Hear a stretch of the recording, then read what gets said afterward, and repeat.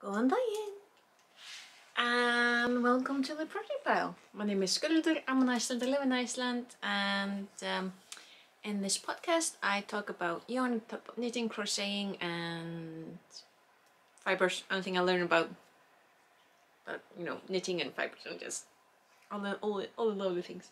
I talk about the things that I'm working on, the things that I managed to finish, and the things that I'm planning to do, or thinking about what my dreams and plans with yarn and what those are. And yeah, I also talk a little bit about the weather because it affects everything. And currently, for the past how long? Since March or April. At least all of April and some of March, I think. I can't quite remember. I've been talking about, or at least mentioning, the current volcanic eruption that's on the southwestern part of Iceland. I am in the eastern fjord, so 100 kilometers away, and I'm very, very happy for it. Mostly because, so the current eruption is in Geldingadalir, which is in the southern peninsula of Iceland. It is, I think it's like an hour. Yeah, hour is maybe 2 hours away from Reykjavik, which is the capital of Iceland. And it's been a little bit creepy for the past week, seeing pictures and videos that people are just taking from their living rooms in Reykjavik, looking just over the area and just seeing the plumes. It's a little bit creepy, but it's like... Alright, gathering thoughts. Volcanic eruptions are always going to be a little bit frightening because there aren't any breaks on Mother Nature. When Mother Nature goes, she goes. And you can't stop an eruption. You can write very, very lovely fancy stories about it, but the reality is that we do not control the planet that we live on. This wonderful planet that we live on, sea calls it shit, so there aren't any breaks, and that's the most terrifying thing. However, there are so many interesting things about this eruption. It's just every day there's something, it does something different. So Iceland, we have pretty regular eruptions. In my lifetime now, I'm 36, I'm born in 1984, and in my lifetime there have been I think around 13 or 14 eruptions, so it's fairly regular. So there are probabilities and calculations, and there are people who do the whole thinking so that we have emergency plans and evacuations, and we learn what to do in these type of situations, and it's just a fact of life. However, the really interesting about this eruption is that the area that it's in, no one was expecting it. There was very close to zero probability or expectation for there to be an eruption in that area. So that's cool point number one. Cool point number two, it looks scary in videos on Snapchat, on Instagram and Facebook and all that, and it is a little bit terrifying, seeing it. But here's the thing. It is a relatively small and weak eruption. Most of the big eruptions that have been in my lifetime, they have been up on the glaciers and beneath glaciers, so they haven't been as obvious. But this eruption, there's just so many interesting things. It has been 800 years since the last eruption in that area. It is relatively, like I said, relatively small and weak, but it's so interesting, and it's in such a perfect position for people to go and see it and experience it. And in a relatively safe-ish circumstances. Like, still it's an eruption. It's a power of planet literally in front of you. And as I said before, the most dangerous thing about volcanic eruption isn't quite the lava itself. It's the gases and you know, the like the rocks, and the, you know, when it's, if you got like an explodey kind of eruption, and it, you know, it's throwing like rocks. The rocks are more dangerous than the lava, because usually you can stay away from the lava if you're not like trying to get a Instagram picture or Snapchat video and being like, oh, look at me, I'm so cool. Don't do that. But yeah, it's the gases that are the most dangerous thing about a volcanic eruption. So personally, I would love to be able to go and see it, but I'm kind of terrified of the gases because, hey, they are deadly. But like, another thing about the eruption, like, if you was, you may have, some of you maybe checked out the streams that the I sent it, oh, here's a difficult English words. Meteorology office, yeah, the weather department. They do have there's a live stream on the Roof channel. Roof is the this is the state-run main channel in Iceland. Like, I say state-run, it's owned by a nation, so it's ours. But there's also the Viðbragðsstofa Vestfjarða. They have another channel. I'm gonna link them down below, so check it out. But if you have checked them out, you may have noticed quite some changes for the past weeks. Like, when it started out, it was like, kind of started out like a fissure with like just fires, and then they developed like chimneys, or like, you know, several, and then they have like I think like currently they have like these chimneys, but they also have like not quite craters, but like you kind of see them. Yes, I think they're like two, like I'm all over the place, because for like the past week or two, I'm not quite sure, it wasn't quite erupting, like, you know, it's been like continuous flow like lava for the past weeks, and then it stopped doing that, and it started acting like a fire geyser. I think because the thing that I heard was that they think it was like gases or like build up beneath, or you know, in the lava chamber that is drawn from. They were guessing that there was like a build up of gases, which kind of made it like hiccup. So for the past week, it hasn't been like flowing as much as it has been for the past week. It just acting like a geyser, but with fiery burning magma and fires. So it's actually had hiccups for the past week.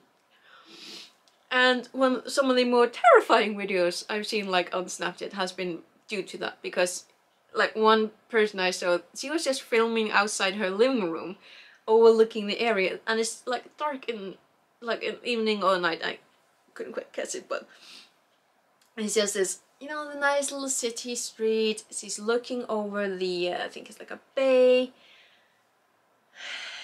and then you just see boom, like this red stroke that looks terrifyingly big, and I'm like really happy I am hundreds of kilometers away.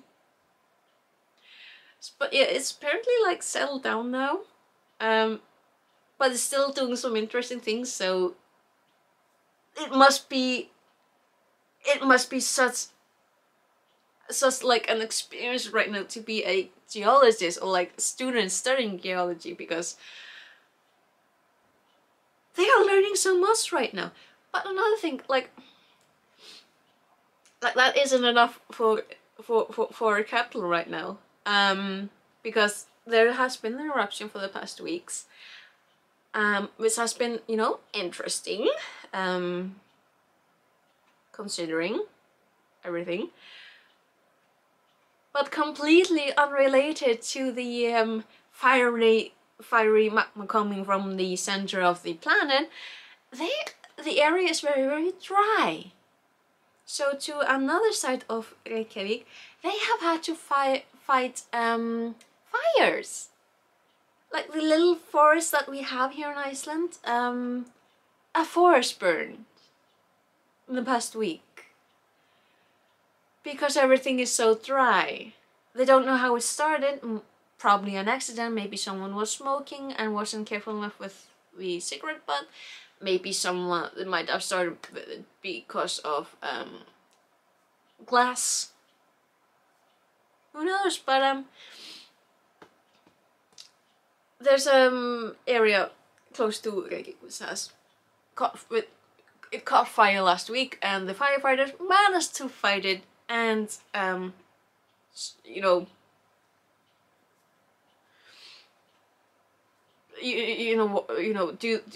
Do the thing that they do that basically saves like a lot. So yeah, volcanic eruption, grass and forest fires, because everything is so dry over there, and they are estimating that it's gonna be dry for the next weeks. Meanwhile, I'm over here in Eastern Fjords, being pretty happy that I live here and not over there, but still like a little bit worried because obviously, we've had snow. And it's been really weird for the past week because we've had like this chilly, you know, chilly kind of weather, like -1 up to, you know, +3, 4. We've had sunshine, a little bit wind, like nothing remarkable, and then snow. And it's been so surreal. Like, I should be used to this by now. I'm 36 years old. I've lived in Iceland my entire life. But the weather for the past week has just been surreal. Like, you have this what looks like really nice spring weather and snow, but because it's too warm, so it doesn't settle, except for like 2 mornings, I think. The only time that I saw actually white earth. Otherwise, it's just you get these wonderful little like snowflakes, and then just melt. And it's been so surreal. I'm not sure if it's like whether we're having snow or sleet or rain right now. It's a little bit dark and I think something's coming down, but like I don't know what is coming down. It's been so real. So yeah, Eastern Fjords, snow, chilly, bit weird. Southwestern corner, volcanic eruption and fires. Springtime in Iceland, so hey. But yep, so that's the weather. And I managed to ramble about that for almost 14 minutes. Go me! But yeah, as for like actual knitting and crocheting, because I haven't actually been knitting this week. I've been like crocheting quite a bit. I did manage to finish the shawl that I was working on last weekend, the brown one, but it's not in my room right now. I put it. My mother has been. My mother has been claiming every single project that I've made to put away the ends, which I'm very, very thankful for. But that's the last project that I have finished for her to work on, and I'm like, I kind of feel like I need to hurry up. So yeah, the brown one is finished. So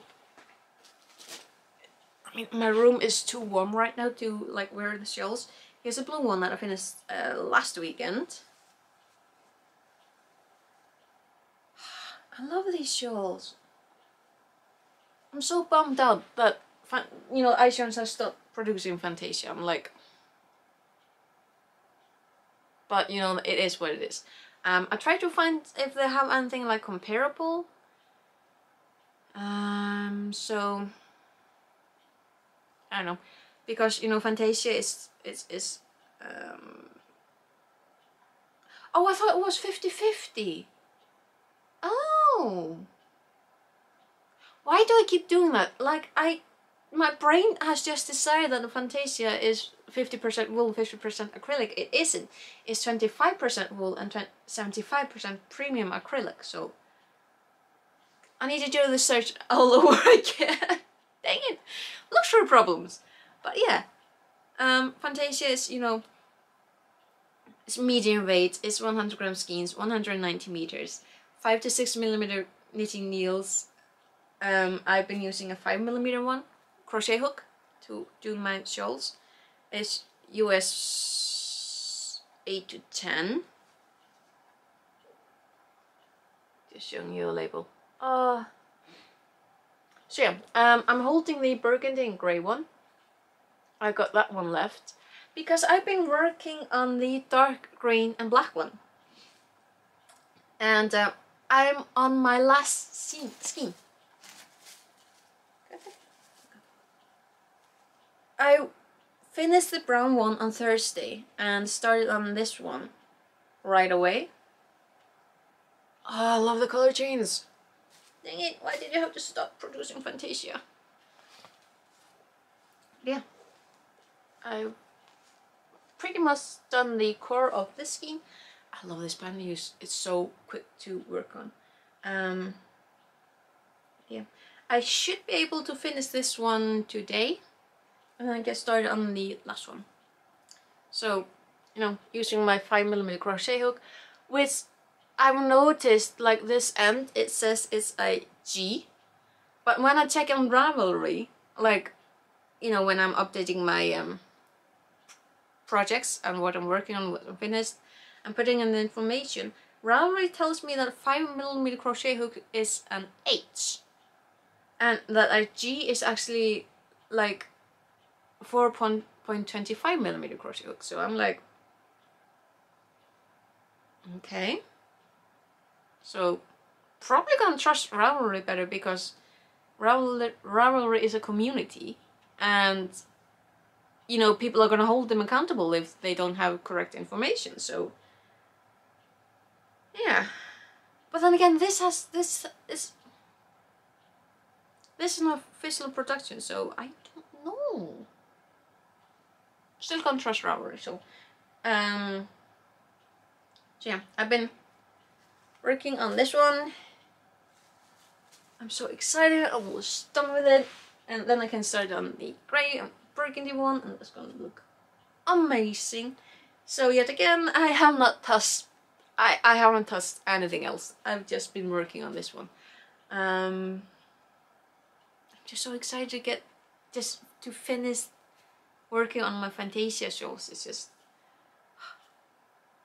But yeah, so you may have seen my hobby haul, the spring sale video. Listen, I got the oh, I forgot to put in, but I got the hobby. I got it delivered on. It arrived on my post office on Tuesday. I filmed on Wednesday and started uploading. I managed to finish the uploading on Thursday morning. And I'm not gonna lie, I've been fantasizing about the yarn, because if you haven't seen the whole video, I do recommend seeing it so you know what I'm talking about, because I'm trying to be diligent and putting things away, because I don't really have all that much space in my room. But I did pick up this one, so I really want to start working on something as soon as I finish my Fantasias, those shawls. I want to start on a different shawl. Because I made the lovely discovery that Hobby has a lot of free patterns, and one of the patterns that I wanted to try is the wire shawl, and I can't quite remember where I haven't actually been able to find a proper like pattern so far. The only thing that I managed to find And I can't even remember where I found it, whether it was on Pinterest or Ravelry, I cannot remember. But it was just this one picture of the pattern. And I'm not good enough to read patterns like this. Like, I can kind of figure it out, but I'm not secure enough in you know, figuring out what the pictures mean if I don't have like the key. But Hobby delivers.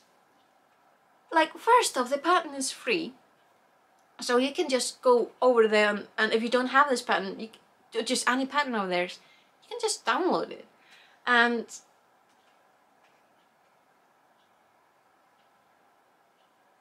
listen, the patterns from Hobby are probably some of the best that I've seen, because they have everything photographed, so you can see exactly what they are talking about. So the first half of the pattern that you get, it has the written instructions and the pictures. And then the second half goes into further detail of what exactly they are meaning and where exactly you go, where you put the stitch, how you do the stitch, and where you just... It is so tempting to say that Hobby's pattern is idiot proof, because I'm the idiot and I think I should be able to figure out. Like, it does have quite a bit of work. Like, not gonna lie, it's a lot more work than this one. Like, this is literally just chains and basic stitches and single crochet. Like, extremely simple. And the wire shell, like, it does take a bit more thinking and a bit more of like attention, quite a bit more attention. We'll see how that goes. But the instructions are really, really good. And the thing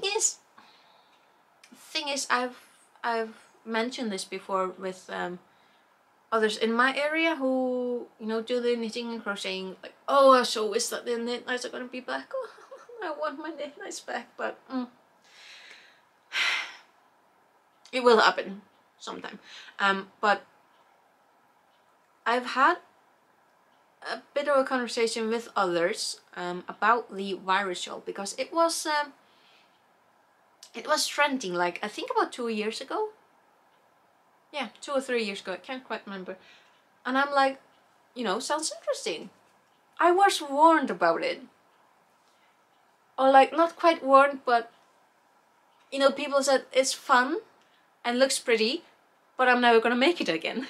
I'm like, okay. So for a lot of people, that has been like a one-time thing, but I still want to make it. And now that I have this hobby pattern that I can, you know, literally just go picture by picture and figure out what they're doing. And they also have like videos, I think on YouTube. Need to figure that one out. So they have like also video instructions, so I should be able to make one. And I really, really, really want this in a wire shawl, because this would look so, so pretty. This is the Dahlia. 100% cotton, 200 gram cakes, 800 meters.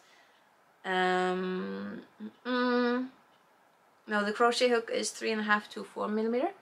And I think the pattern uses 3.5 millimeter rather than the 3 crochet hook. I think. But it's pretty. The only thing that I'm a little bit concerned, because I am clumsy and this has, you know, threads held together. But then again, I do remember someone recommending putting a beaded pearl or a bead, threading the thread through a bead before you start, because then the bead is gonna hold the thread. So that's gonna make it easier for you to work with this type of yarn. And I have beads somewhere. I should be able to figure that one out. But yeah, that sounds helpful. But here's the thing though. So this is Dahlia from Hobby in this gorgeous color. So pretty. And this is designed in Denmark and made with love in India. But I do have a similar, you know, similar type of thread, made by Ice Yarns. It's their cotton fine, another discontinued yarn that they you know, aren't making apparently anymore, which is sad. This, however, it's a cotton blend. It's a 50% cotton, 50% acrylic, 150 gram ski cakes, and 600 meters. So it's like 50 grams less and 40 meters less. 3mm knitting needles is a fine, but you know, it was one of these, you know, get two together, because, you know, I shall sell in packs and not singular, except right now they do have singular. Like with the, I saw it yesterday, it's their cakes. It's Cake Lorena and Cake Puzzle. Both looking really interesting, and I was really surprised to see that they have those singular. So some things with Ice Yarns, but pretty yarn. So might check that out someday. But yeah. So yeah, that is the thing that I would like to do. Make this into various shawl, and this probably as well. This would look so pretty and something, you know, a little bit more work than like this. Like, I love this. I love this pattern. But I've been making it a lot. I'm making a lot of these shawls, and for me personally, I do prefer this pattern in like a thicker yarn. You know, it's a. This one doesn't even have like you have. Yeah, and at least a medium. I'm not sure about bulky though. Ooh. Ideas. Anyway, so that's on the plan. I'm gonna continue working on this and then start on this one and read the virus shawl pattern a little bit better and familiar myself with it and maybe get started on it. We'll see, we'll see. But I need to find a beat. But yeah, I think that's the plan. That is the plan. And then I need to figure out, like, this is a yarn that I got off Wishful, like, it's been, like, what, 2 years? Still haven't made anything with it. And it's so summery. These colors are so pretty. I don't know what kind of yarn this is, though. I'm guessing it feels like acrylics. But the colors are really pretty. And, you know, if you shop off Wish, minimum information. They might have said that this was wool, but I learned a few years ago that some countries, when they say wool, they use wool just simply to describe yarn. So they use the word wool when they mean yarn. You need to look out for that, particularly with the British, because they keep saying wool, but they don't mean wool. They just mean wool yarn, like yarn. Anyway, I managed to confuse myself for a moment, but I'm pretty certain that this isn't wool. It's soft though. But yeah, it's in hanks, 2 cute little hanks, but gorgeous colors. And I don't know what I want to make with them. I just know that I want to make something. But again, I also don't know what the length is.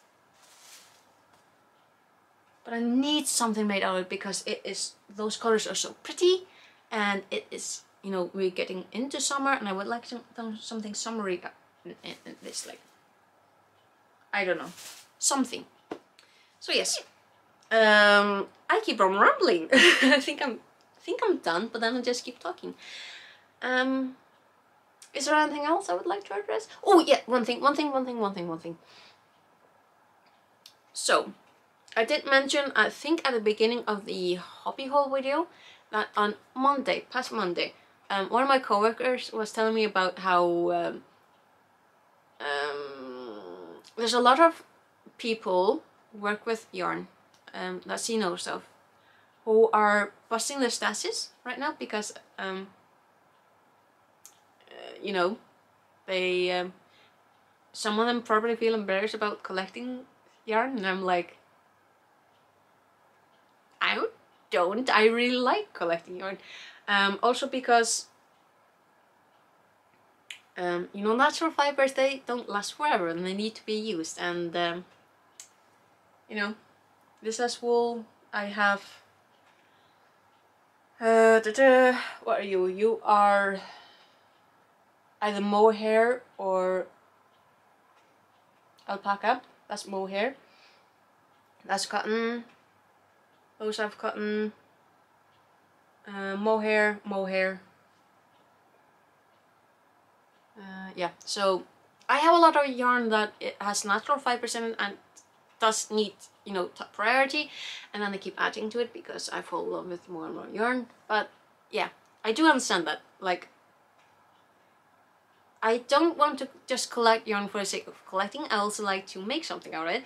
But acrylics can wait. So I do have a few of those too as well. So yeah, she was telling me about it, and I'm like, kind of me, but also kind of like not me. Like, I am doing my due diligence in finishing my yarn stash and using my yarn, but I also keep adding to it. Which is my code word saying I did order more from Ice Yarns. From the sales. But yeah, so again, thank you for watching and for subscribing. That's like, I'm not gonna lie, it's a bit of an ego boost and it just makes my heart feel really, really warm. And I'm like, so cool! You guys are so cool! Also for all the comments that you've been leaving, it makes me feel so much better. So yeah, that's gonna be it for me this weekend, and I will see you next weekend. Okay? Take care, and we'll see you. Okay? Bless, bless!